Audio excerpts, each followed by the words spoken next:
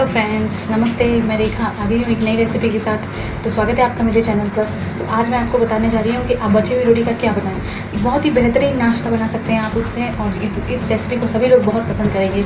बच्चों के साथ साथ बड़ों को भी ये बहुत पसंद आएगी। और इसमें हमने बहुत सारी वेजिटेबल्स डाली हैं, तो ये बहुत ही हेल्दी तो है ही और सुपर रेसिपी है। तो आप इस रेसिपी को देखने के लिए वीडियो को पूरा ज़रूर देखें, और अगर आपको ये वीडियो पसंद आए तो मेरे चैनल को सब्सक्राइब करें, लाइक करें। तो चलिए हम बनाना स्टार्ट करते हैं झटपट ये रोटी का नाश्ता। तो ये बहुत ही क्रिस्पी और बहुत ही यमी बनेगी। बनाना स्टार्ट करते हैं। आज हम बची हुई रोटी का बहुत ही परफेक्ट, बहुत ही मज़ेदार नाश्ता बनाने वाले हैं। तो इसके लिए हमें क्या क्या चीज़ों की ज़रूरत पड़ेगी देखते हैं हम। यहाँ पे मैंने 5-6 बची हुई मेरे पास रोटी थी, वो मैंने ली है। 2 मीडियम साइज़ के आलू मैंने यहाँ पे बॉईल करके रख लिए हैं। ये मैंने पनीर लिया है जिसे मैंने क्रश कर लिया था। तो इस तरीके से आपको क्रश कर लेना है। फिर मैंने यहाँ पे लिया है 2 बड़े चम्मच ऑयल। मैं इन सभी सब्जियों को जो मसाला मैं बनाने वाली हूँ वो मैं ऑयल में बनाऊँगी। आप चाहें तो इसकी जगह पे बटर या फिर इसे घी भी ले सकते हैं। मैंने यहाँ पे 1 चम्मच लिया है नींबू का रस। कुछ लिया है मैंने यहाँ पे टोमेटो केचप। अब मैंने मसाले लिए हैं, जिसमें मैंने ये लिया है मैगी मसाला, ये मैंने कसूरी मेथी ली है, और सारे मसाले मैंने एक ही बाउल में लेकर रख लिए हैं। जिसमें मैंने हल्दी 1 चम्मच ली है, लाल मिर्ची पाउडर मैंने 1 चम्मच लिया है, नमक लिया है 1 चम्मच, और धनिया पाउडर मैंने 1 चम्मच लिया है। कसूरी मेथी की जगह आप हरा धनिया भी ले सकती हैं। उसके बाद में मैंने यहाँ तड़के के लिए राई, जीरा और थोड़ी सी हींग ले ली है। और फिर मैंने यहाँ पे लिया है 2 चीज़ क्यूब। सब्जियों में मैंने यहाँ पे लिया है थोड़ी सी मैंने गाजर काट के रखी है। ये मैंने प्याज इस तरीके से लंबे लंबे काट लिए हैं। इस तरीके से मैंने प्याज काट लिए हैं। और फिर मैंने लिए है यहाँ पे 1 कैप्सिकम शिमला मिर्च, और यहाँ पे मैंने थोड़ी सी फूल गोभी बारीक बारीक काट ली है। और ये मैंने थोड़ी सी मटर लिए हैं। मेरे पास फ्रोजन मटर थे तो मैंने ये लिए हैं। आप चाहें तो इसे हटा सकती हैं, यहाँ पे ताज़े मटर भी ले सकती हैं। हम बनाना स्टार्ट करते हैं। मैंने एक पैन रख दिया है, मैंने गैस ऑन कर दिया है। अब मैं इसमें डाल रही हूँ ऑयल। आप चाहें तो बटर भी डाल सकते हैं। तेल को हम थोड़ा सा गर्म होने देंगे।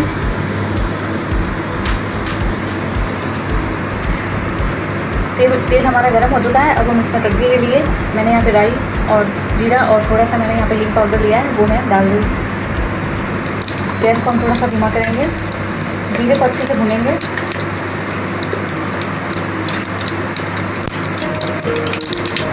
जीरा और राई अच्छे से भुन चुके हैं, तो अब मैं इसमें डाल रही हूँ प्याज।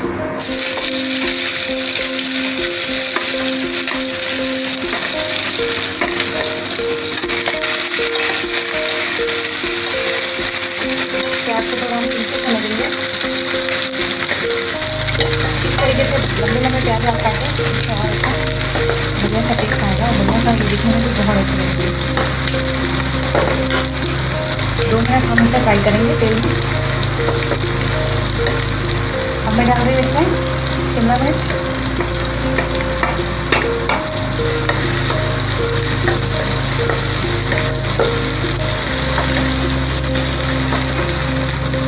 गोभी और गाजर।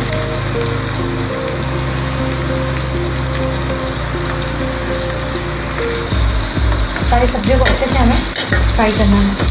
थोड़ा सा हम इसे मीडियम आंच पे चलाते रहेंगे।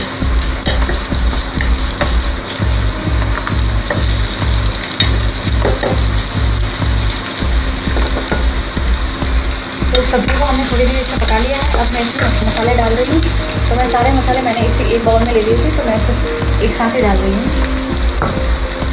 गैस को इसमें थोड़ा धीमा रखें, नहीं तो मसाले जल जाएंगे।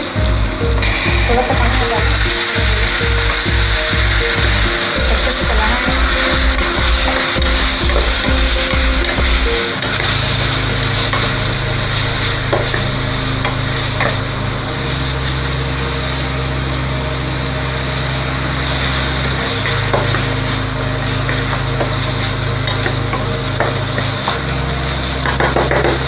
अब मैं इसमें डाल रही हूँ कसूरी मेथी,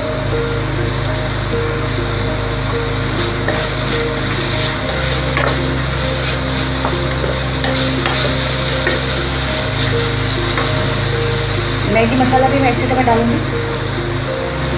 आप चाहें तो इसकी जगह शेजवान चटनी भी डाल सकते हैं, या कोई भी आप पाव भाजी मसाला भी डाल सकते हैं, जो आपको पसंद है।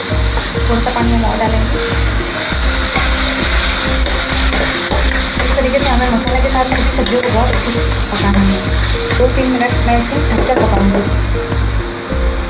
अब मैं इसमें थोड़े से मटर डाल रही हूँ। ये मैंने फ्रोजन मटर लिए हैं, ये थोड़े जल्दी पक जाते हैं, इसलिए मैं सभी सब्जियों के थोड़े से पकने के बाद डाल रही हूँ। सकते हैं। बस हमको थोड़ा सा चलाएँगे और थोड़ी सी देर से पकाएँगे। यहाँ पे मैं इसे ढक्कन लगाकर 2 मिनट पकाऊँगी। पक चुकी है तो देखिए कितना बढ़िया का टेस्ट हो गया और बढ़िया से ये दिखने में तैयार हो चुकी है। तो अब मैं इसमें आलू डाल रही हूँ। तो आलू मैंने पहले से बॉईल करके रखे थे, मैं इसे मैश करके डाल दी हूँ इसमें। आप इसे में गैस को ऑफ कर सकते हैं क्योंकि अब हमें मसाले को ठंडा करना होगा। तो थोड़ा सा हमें मसाले को ठंडा करना है। मैं यहाँ पे आलू मिला रही हूँ।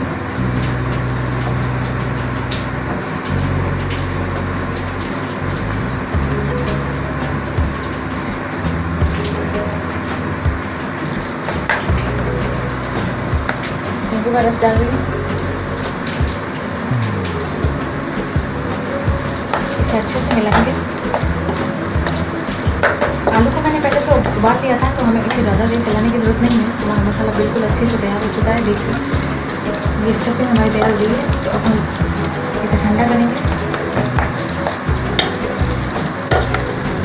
तो सबसे पहले मैंने यहाँ पे रोटी ले ली है इस तरीके से और फिर मैं इस पर सबसे पहले सॉस के लिए लगाऊंगी। तो हमने मसाले में टमाटर नहीं डाला था इसलिए मैं यहाँ पे थोड़ा सॉस ज़्यादा लगा रही हूँ। आप अपने हिसाब से कम या ज़्यादा कर सकती हैं। एक लेयर हमें इसमें बना देनी है इस तरीके से। उसके बाद मैंने यहाँ पे पनीर को क्रश करके रखा था, मैं यहाँ पे उसे फैला दूँगी इस तरीके से।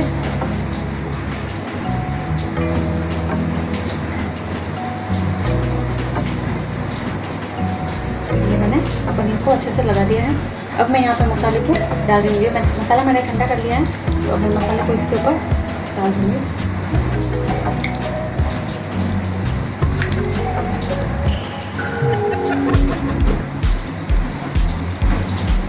मसाले को मैंने यहाँ पे पूरे रोटी पे फैला लिया है।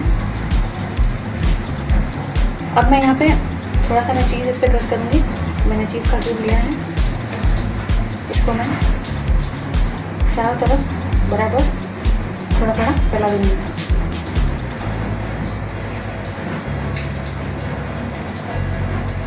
आप चाहें तो इसे स्किप कर सकते हैं। अगर आपको चीज़ पसंद नहीं है तो आप इसे ना डालें, इसे डायरेक्ट बस ऐसे ही बेक कर लें। देखिए बढ़िया सा हमारा ये सैंडविच जो है वो तैयार हो चुका है, रोटी का सैंडविच। इसे हम ऐसे फोल्ड करेंगे। तो इसी तरह मैं सारी रोटियां तैयार कर लेती हूँ, सारे सैंडविच तैयार कर लेती हूँ।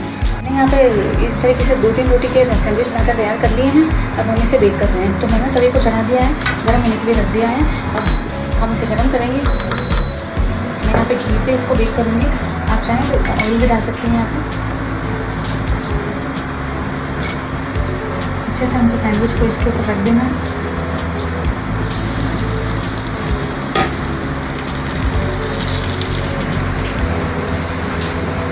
दोनों तरफ से हमें इसे बेक करना है और क्रिस्पी होने तक इसे हमें बेक करना है। तो मैं यहाँ पे बार बार इन्हें पलट कर अच्छे से सेक रही हूँ।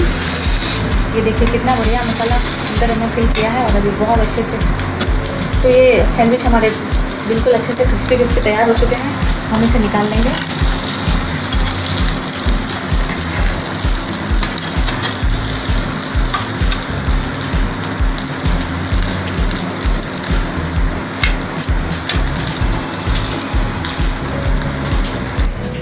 देखिए कितनी बढ़िया और क्रिस्पी हमारा सैंडविच बिल्कुल तैयार हो गए हैं। तो आप अब बची हुई रोटी को कभी भी ये सोचिएगा मत कि इसका क्या किया जाए। इनका बनाइए बहुत ही गजब और बहुत ही क्रिस्पी सैंडविच। तो सबको ये बहुत पसंद आने वाला है, बच्चों को और बड़ों को। चाय के साथ कभी भी आप इसे खा सकते हैं, डिनर में, या जब भी आपके पास ये ऑप्शन हो कि आप बची हुई रोटी का क्या बनाएं, तब आप इसे बनाइए और टेस्ट कीजिए और अपने अनुभव और अपने एक्सपीरियंस मेरे साथ ज़रूर शेयर कीजिए, मुझे कमेंट कीजिए।